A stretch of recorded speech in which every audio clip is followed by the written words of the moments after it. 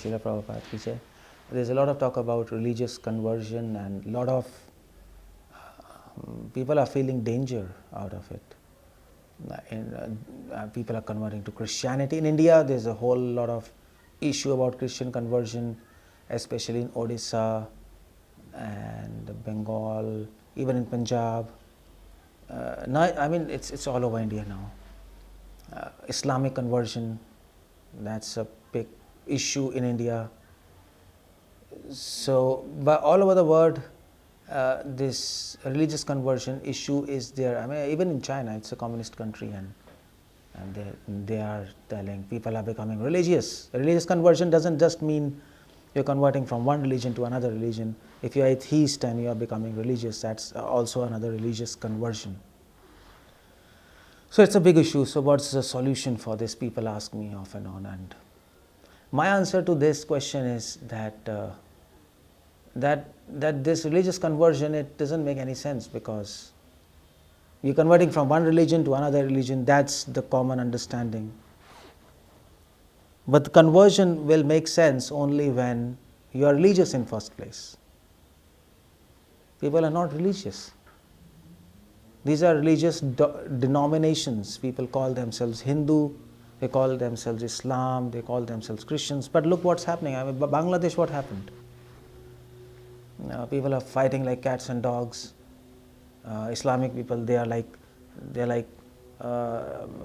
hooligans there, and even Islamic scholars, they spoke against their own people, that this is not right. People are going and killing others in the name of Islam.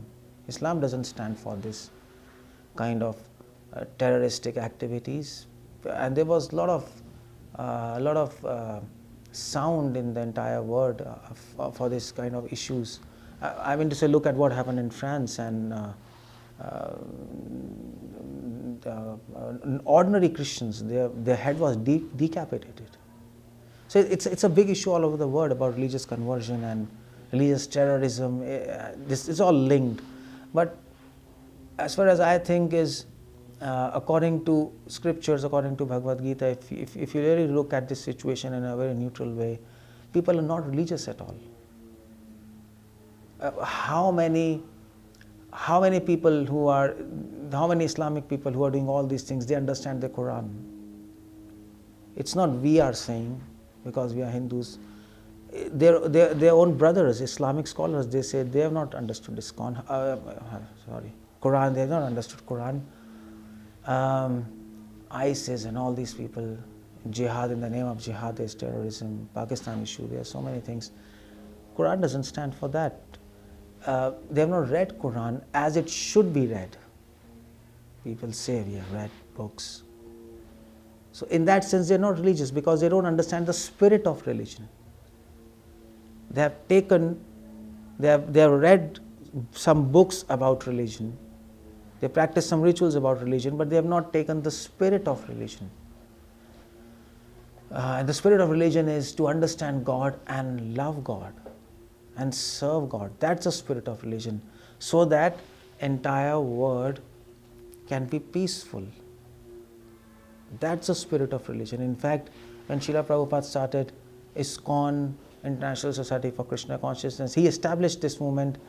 He wrote in his 7-point manifesto. The first manifesto was to educate people at large, so that we can bring unity and peace in the entire world. That's the first manifesto in all religions. If you go to all these peace seminars and interreligious conferences, everybody says the first point of our practicing religion is to bring peace and unity in this world. You attend any international or national interreligious peace conference. That's the first thing, and they will like to prove it through their own books. Now that's the whole point. Only few people understand what is religion, and they don't fight, and they don't talk about religious conversion, because they understand the spirit of religion in all religions is the same. All religions, the spirit is to understand God, to accept Him as your master, to serve Him and to love Him, and to help others to approach God. That's all. So 99.99% people in this world, they are not religious. They might be following a religion, but being religious, that's a very different thing. Look at Hindu community. How many people have read Bhagavad Gita? How many people even know what are Vedas? If you ask any person who is walking on the street, what are Vedas? They might answer you in a very funny way. Some people say Vedas. Okay, you ask what are Vedas? They say Vedas. Whose name is it? Ved, Chaturved, something like this. People don't know. They have not even seen our books. So they might be following some rituals, but they are not. They might be following a religion, Hindu religion, but they are not religious in that sense. Even Christianity, how many Christians have read their own Bible? Many Christians claim they have read Bible, they carry Bible in their chest and I am Christian, but they have not read Bible in its own spirit, because Bible teaches how to love God, the Almighty Father, and to love their neighbors. That's Bible all about.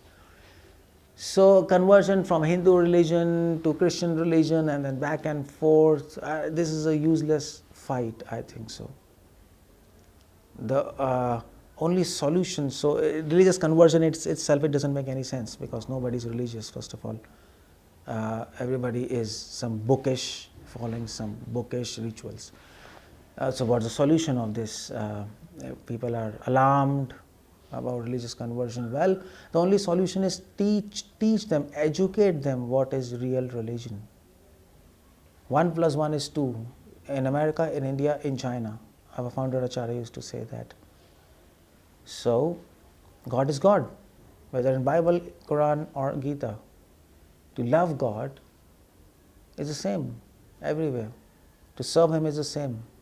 And to help others to bring global unity and peace, that's the same issues everywhere. Details might be a little different everywhere, but principle is the same. That's the whole point. So educate people in the spirit of religion and open universities, introduce this in school, forget all these questions of secularism, we were talking about that. What book should we teach in school? Gita, Quran, Bible, secular country? That doesn't make any sense. People who talk like this, I don't think so they have any idea what is the spirit of religion. So, you can teach all these books. Why teach one? Teach all these books and make people understand who is God, what is love of God, how to serve Him, who am I. And these are the issues which has to be dealt with, and these are common questions and common answers in all these books. If we approach like that, with a broad vision, then I think all these issues of religious conversion will just vanish. There's no question of fighting and quibbling on this fact that they are giving money and Christians are giving money and they are doing religious conversions. So we have to bring them back to Hinduism. But then if you just bring them back to Hinduism, then what that person is going to do? Nothing, because he's even not educated in Hinduism. He doesn't understand. And when he becomes Hindu, he'll criticize Christians, and when he becomes Christians, they criticize Hindus. This religion doesn't teach. No religion teaches that. It's all useless. So my request is, advice is, teach people what is true religion. What is a religion of soul? That's how our founder Acharya used to talk, and that's how Lord Chaitanya Mahaprabhu 500 years back, he said, religion of soul. Not religion of a nation, religion of body, religion of denominations. That's not the whole point.